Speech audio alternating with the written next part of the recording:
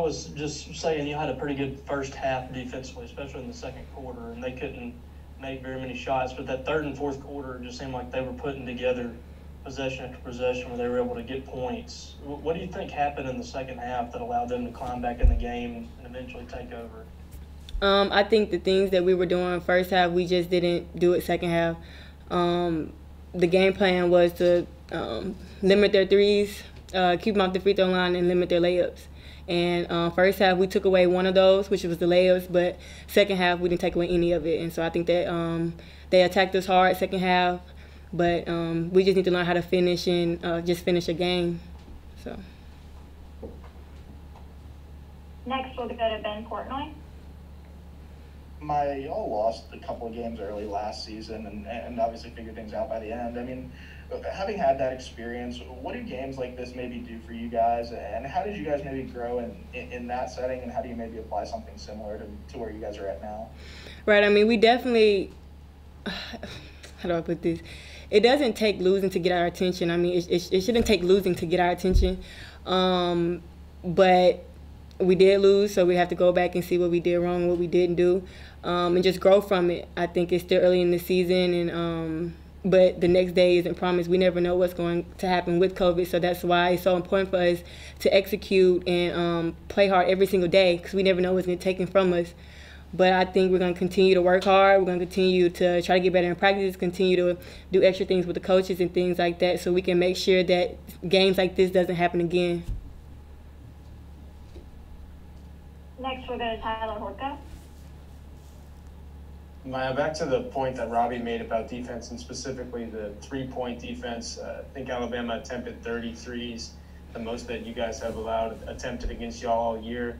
Was that something they were doing? Was that something y'all weren't doing, a combination? Just how does that happen in letting a team take that many threes? I think for us it was a lack of focus second half.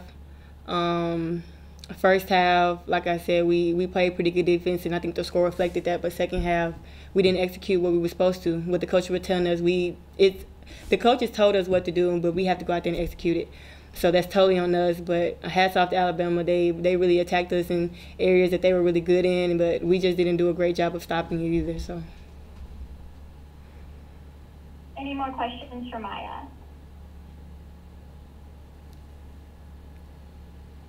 Okay, go back to Tyler Horka. You guys were in this position last week where you had a Thursday night game and had to regroup for a pretty early tip on Sunday. What did you learn from that experience? Obviously, the Ole Miss game was pretty close as a result. I think Nikki said you guys might have been a little tired, a little sluggish because of the quick turnaround.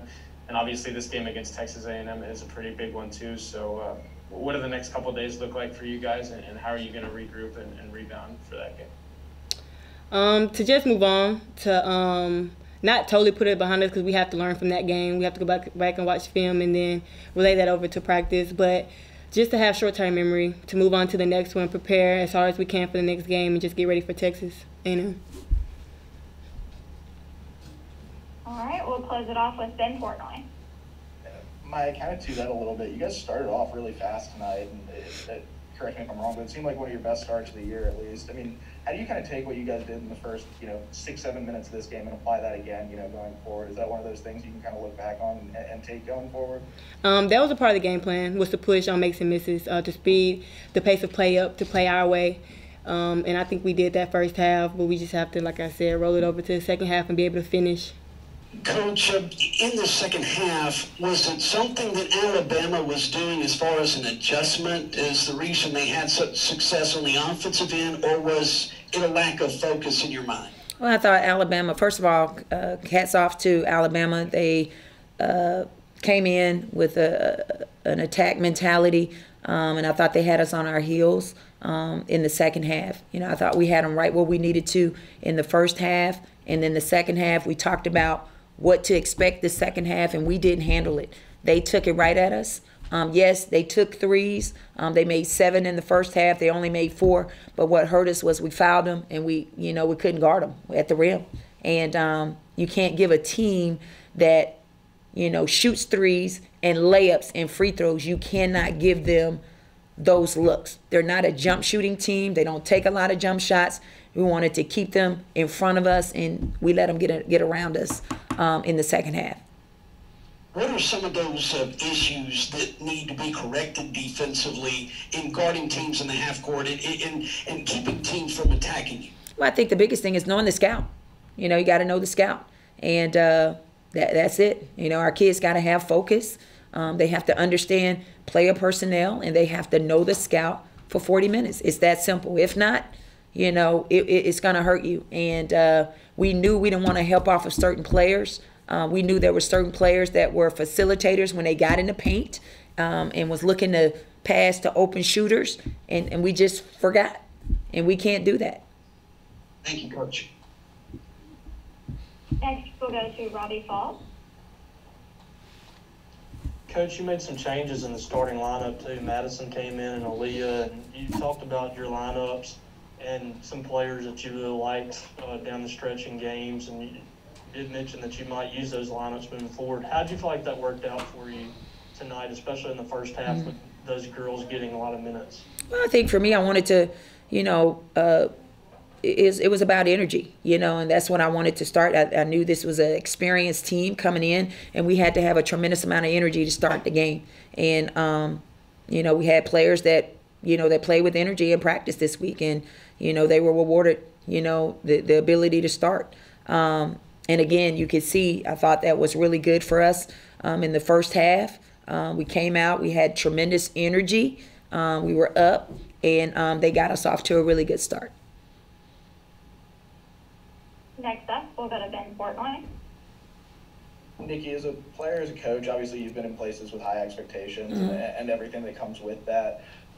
When maybe you drop a couple of games early in a season like this, when, there are those expectations, how do you kind of take a game like tonight and use that? And what's your kind of message to the team going forward when you have, maybe lose a couple of games early and do have kind of the rest of SEC play ahead of you as well still? I think the biggest thing I told them is we can't lose games, like this, not when you have, the games in control. This is a very experienced team, and we needed to execute the game plan for 40 minutes.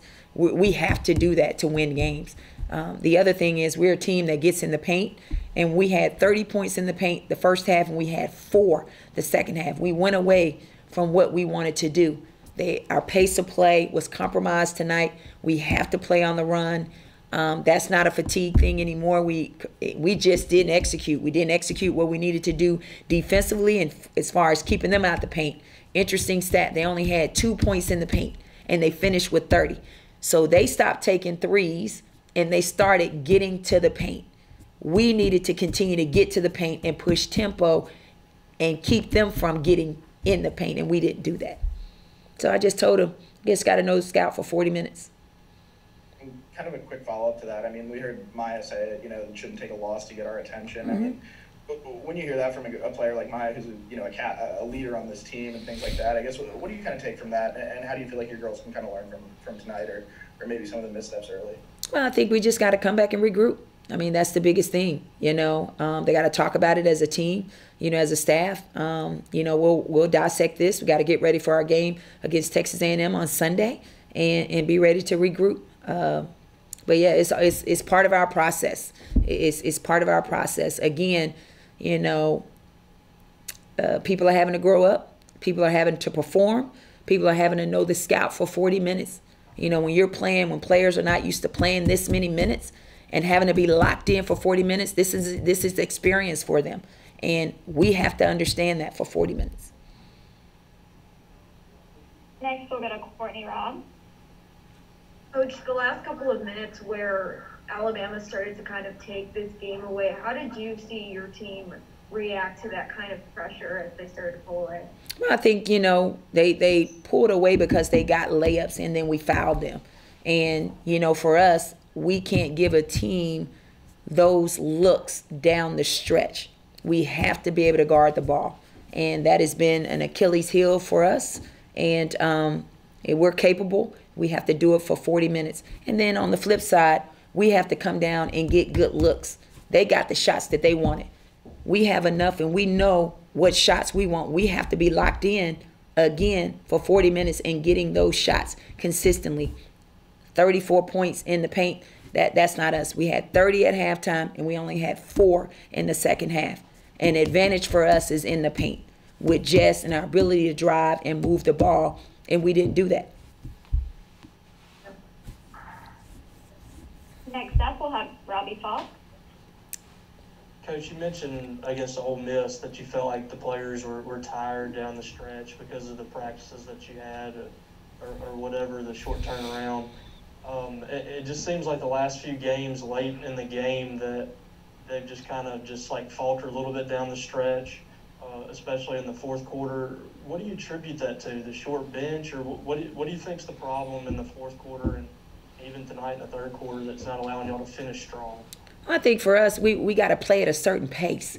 And when we are not playing at the pace that we want to, it allows us to, we're not ourselves. And then we start taking, shots that we don't want to take. We don't want to be a jump shooting team. We want to be an attacking team at the rim, a team that gets this ball, on the inside via post touches or drives, which leads to wide open threes. When teams are changing up their defenses, it doesn't matter. We worked that the last 2 days. I thought we handled that the first half. And then the second half, we just didn't do what we were supposed to do. But I look at this team and I look at our game, and it was defense. We got to guard the ball. It's that simple. We got to be locked in for 40 minutes, and we cannot give up as many layups, and we cannot foul as much as we did tonight. Next, we'll go to Ben Portnoy.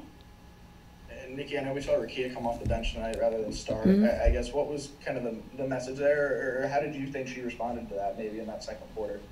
I thought she came in and she had energy, and that's what we need. When Rakia has energy on both ends of the floor, we're a different team. But again, for 40 minutes, we didn't lock into the game plan, and I thought it hurt us.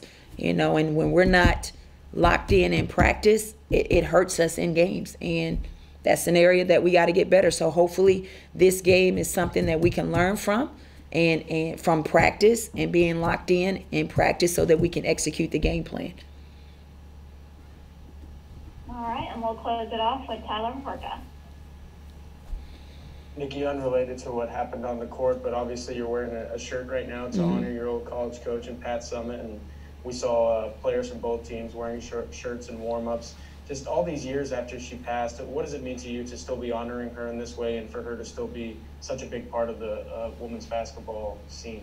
I think it means a lot. I think it just talks a lot about her legacy. Obviously, there's a lot of former players that played for her that are in coaching, and it just speaks volume, to what she meant to women's basketball. And, if you were fortunate enough to be coached by her or had the pleasure of having a conversation with her, then you would know. She's a special person, and just meant so much personally to me, but just meant so much to the game. And her legacy will live on forever. And just a really quick follow-up to that too. These players obviously were, I'd have to do the math, but pretty young when she was at the end of her career there, so they might not fully understand what she meant to the game. Have you done anything to maybe make them realize it, or do they know it on their own just from her historical impact on the game, or how do you see it from their eyes maybe? Well, I think these kids right now, they don't even watch the games. They don't watch WNBA. They don't watch NBA. But obviously they know of her just because of what she's meant to the game, and in Tennessee being a household name. So when you hear Pat Summitt, you know that name. So this team and they're very much aware of who she is and what she has meant to the game of basketball.